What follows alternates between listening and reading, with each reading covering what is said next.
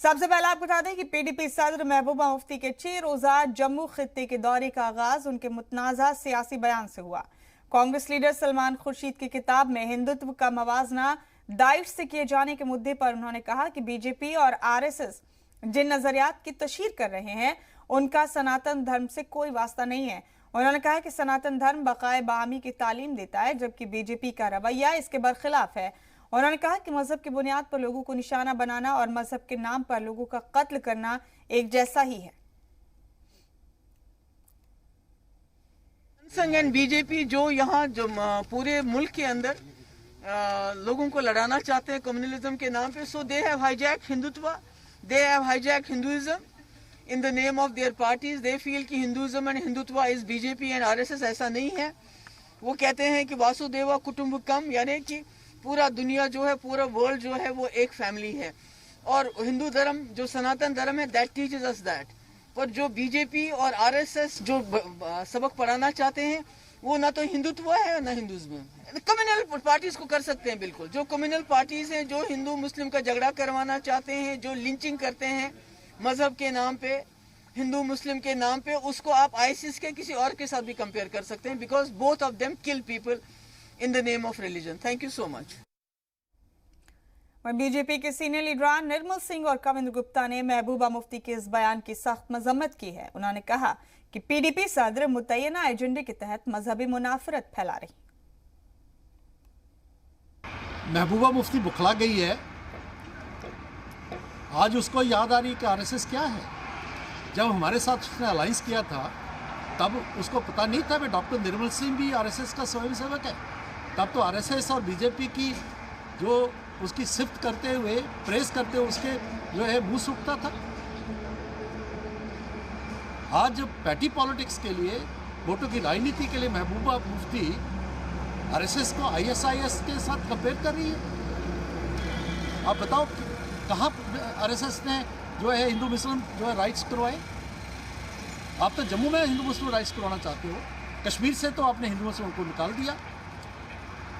जब कश्मीर में एक गोलगप्पे वाले को मारा जाता है, एक वो बिंद्रू को मारा जाता है, वहाँ पर एक ढाबे वाले को, एक नौजवान को मारा जाता है, हिंदुओं को, तब तो आपका मुंह सिला हुआ था। आज जो है जम्मू का माहौल ख़राब करने के लिए इस प्रकार की बात करना सिर्फ भर्सना योग्य कार्य नहीं है। सरकार को इसका कॉग्निजेंस लेना चाहिए और सरकार को इस पर एक्शन करना चाहिए। रोज इस प्रकार के जो बयान होते हैं वो साफ दर्शाते हैं कि वो हिंदू मुसलमान और एंटी नेशनल बातें करती है। राष्ट्रीय स्वयंसेवक संघ को कोई सर्टिफिकेट देने की जरूरत नहीं है। उसको ये भी याद होना चाहिए कि 2014 में जब कश्मीर में सैलाब आया था तो राष्ट्रीय स्वयंसेवक संघ के लोगों ने वहां पर जाकर के मुस्लिम लोगों को बचाया था। आज आईएसआईएस से इसकी तुलना करना ये अपने आप में कष्टदायक है। और जिस प्रकार से एक देश में मुहिम चल रही है और खास करके कश्मीर में अफरा तफरी फैलाने का फिर से माहौल बनाया जा रहा है, उसको सहन नहीं किया जाएगा। वहीं नेशनल कॉन्फ्रेंस के सीनियर लीडरान और पार्टी कारकुनान का पार्टी छोड़ने का सिलसिला जारी है। पार्टी के सीनियर लीडर अशरफ पालपुरी ने अपने कई हामियों के साथ जम्मू कश्मीर अपनी पार्टी में शमूलियत इख्तियार कर ली। अशरफ पापुलरी ईदगाह असेंबली हल्के में पार्टी के बेहद एक्टिव एनसी कारकुन माने जाते हैं। अपनी पार्टी के मरकजी ऑफिस में एक प्रोग्राम के दौरान इन सभी लीडरान ने नई पार्टी ज्वाइन की। इस मौके पर अपनी पार्टी के सीनियर लीडर गुलाम हसन मीर भी मौजूद थे। पार्टी में शामिल हुए नए मेंबरान का खैर मकदम करते हुए उन्होंने कहा कि बड़ी तादाद में लोगों का अपनी पार्टी में शमूलियत ये जाहिर करती है कि पार्टी की मकबूलियत में इजाफा हो रहा है। मोहम्मद अशरफ भट्ट पालपुरी कॉर्पोरेटर रतपुरा नूरबाग ईदगाह आज अपनी पार्टी मजूब ज्वाइन कर लुकन हमदर्द लुकन आवाज़ मे कोर अत पार्टी मजन ज्वाइन जम्मू कश्मीर अपनी पार्टी मजन सईद अल्ताफ बुखारी साहब ने अत मजबूत करने खतर कर ये पार्टी ज्वाइन। वादी में सर्दी ने अपना रंग दिखाना शुरू कर दिया है। शुमाली कश्मीर के बारामूला जिले में गुज़िश्ता रात सीजन की सबसे सर्द रात साबित हुई। सयाती मकाम गुलमर्ग सब डिवीजन में रात का दर्जा हरारत -2 डिग्री दर्ज किया गया। माइनस टेम्परेचर के सबब नदी, नालों और झरनों में पानी जम गए। आमतौर पर इस तरह का मौसम चिल्ला कला शुरू होने के बाद होता है, लेकिन इस दफा चिल्लाई कला से कबल ही कपकपा देने वाली सर्दी शुरू हो चुकी है। गुज़िश्ता दिनों बालाई इलाकों में बर्फबारी और मैदानी इलाकों में बारिश के बाद से वादी की दर्जा हरारत में कमी आनी शुरू हो गई थी। कश्मीर घाटी में आज सर्द तरीन रात गुजरी। वहीं पर अगर बात करें सब डिवीजन गुलमर्ग के नदी नालों की बात करें या झरनों की बात करें, यहाँ पे आज जमे हुए नजर आए। इस तरह से अगरचे बात करें चिल्लाई कलान की, चिल्लाई कलान में अब अगरचे अभी काफी समय है, लेकिन उससे पहले यहाँ पे चिल्लाई कलान ने अपने तेवर दिखा दिए। आपको दिखाते चलें कि यहाँ पे किस तरह से यहाँ पे जो झरने हैं वो जमे हुए नजर आ रहे हैं। यहाँ पे जो बड़े बड़े आप ये देख रहे हैं कि आइस के बड़े बड़े यहाँ पे जो टुकड़े बने हुए हैं आइस के, इस तरह से आपको दिखाते चलें कि अगरचे चिल्लाई कलान में भी काफी वक्त बाकी है, लेकिन चिल्लाई कलान से पहले यहाँ पे नदी नालों का जमना या यहाँ पे जो झरने जमते हुए नजर आ रहे हैं, तो कहीं न कहीं आने वाले चिल्लाई कलान में यहाँ पे लोगों को कई मुश्किलात का भी सामना करना पड़ेगा। BA सागर, जी मीडिया, गुलमर्ग। वादी कश्मीर और जम्मू खित्ते के बालाई इलाकों की बनिस्बत लेह और लद्दाख की सर्दी में ज्यादा शिद्दत रहती है। दिसंबर और जनवरी में दर्जा हरारत -20 डिग्री तक नीचे चला जाता है। सर्दियों की आमद से कबल इंतजामिया की जानिब से इसकी तैयारियां शुरू की जाती हैं। मकामी लोग भी अपने तौर से खुद को सर्दी से महफूज रखने के लिए इंतजामात में जुट जाते हैं।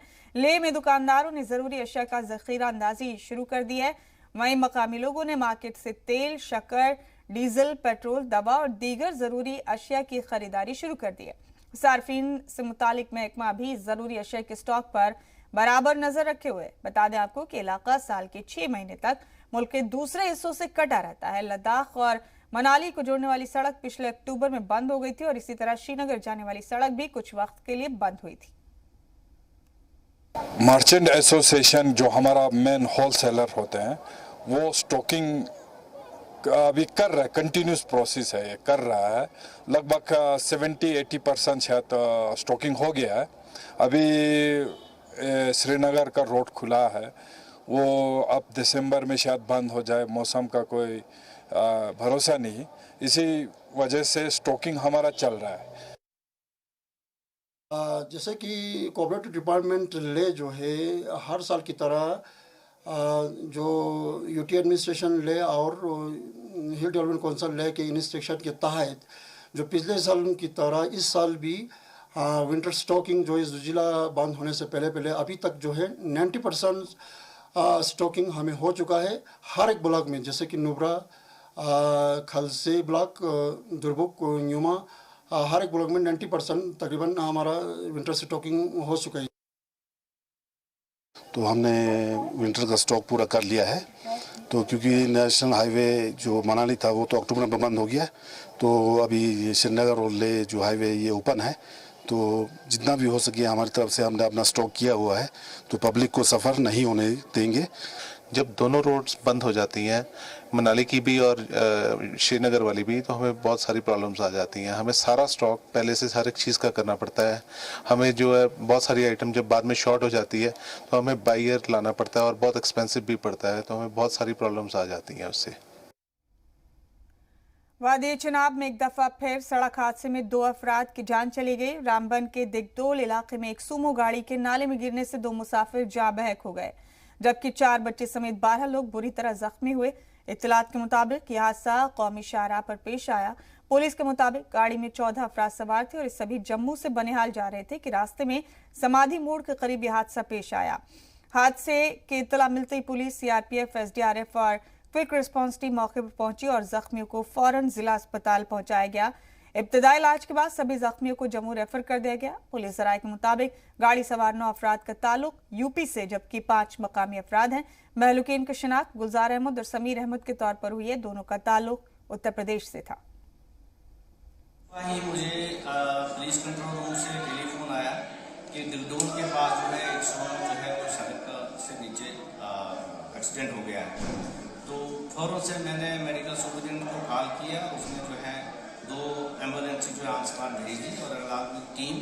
तो इसमें देखा गया कि जो हॉस्पिटल में इस वक्त है कि 14 जो है इंजर्ड यहाँ पहुँचाए गए, जिसमें से 2 की डेथ हो गई है और 6 जो है वो आप रेफर कर रहे हैं जम्मू मेडिकल कॉलेज। इसलिए इन सब 6 के 6 बंदों को जो है ये सीवियर हेड इंजरी है।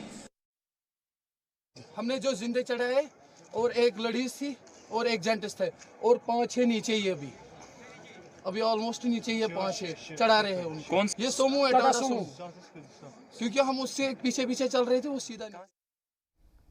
सर्दी की आमद के साथ ही आतिश ज़दगी के वाकयात भी सामने आने लगे हैं। बारामूला के संग्रामा वाक़े कार शोरूम में आग लगने से कार शोरूम के दफ्तर को खासा नुकसान पहुंचा।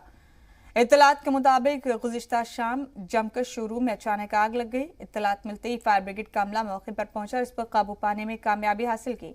बरवक्त कार्रवाई से शोरूम की सभी गाड़ियां महफूज रहीं। आग लगने की वजूहात का पता लगाया जा रहा है।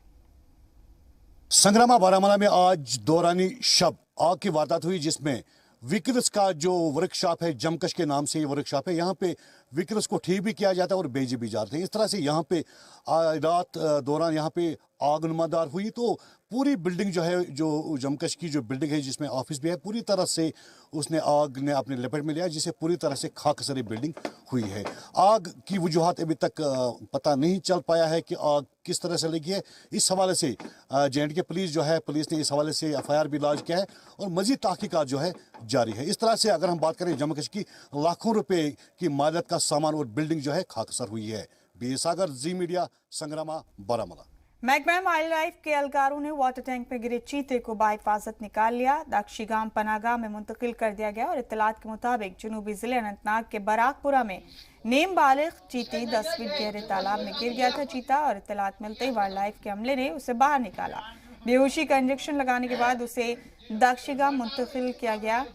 वाजो के इस इलाके में कुछ दिन कबल भी एक चीता देखा गया था, जिसके बाद मकामी लोगों में खौफ और हरासा फैल गई थी। ख्याल रहे कि जम्मू कश्मीर के बेशतर अजला के देही इलाके जंगलात से घिरे हुए हैं, जिसकी वजह से अक्सर जंगली जानवरों का आबादी में दखल हो जाता है।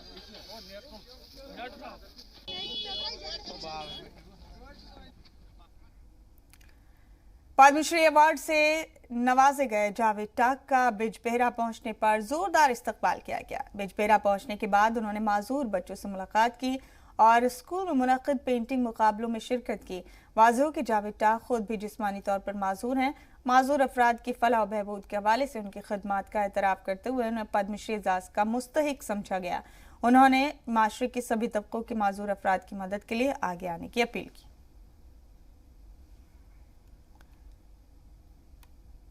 तो ये अहम खबर आपको दिखा रहे हैं। जावेद टाक, जिन्हें पद्मश्री एजाज़ से सरफराज किया गया, उनका पुरजोश इस्तकबाल किया गया। अपने आबाई रियासत पहुंचने पर पद्मश्री हासिल कर बिजबेहरा वापसी पर उनका इस्तकबाल हुआ और उसके बाद उन्होंने कई स्कूलों में पेंटिंग मुकाबलों में शिरकत की। माजूर अफराद की फलाह और बहबूद के लिए उन्हें एजाज़ दिया गया। इस मौके पर जावेद टाक ने समाज के मुख्तलिफ तबकों से लोगों की मदद करने की अपील की।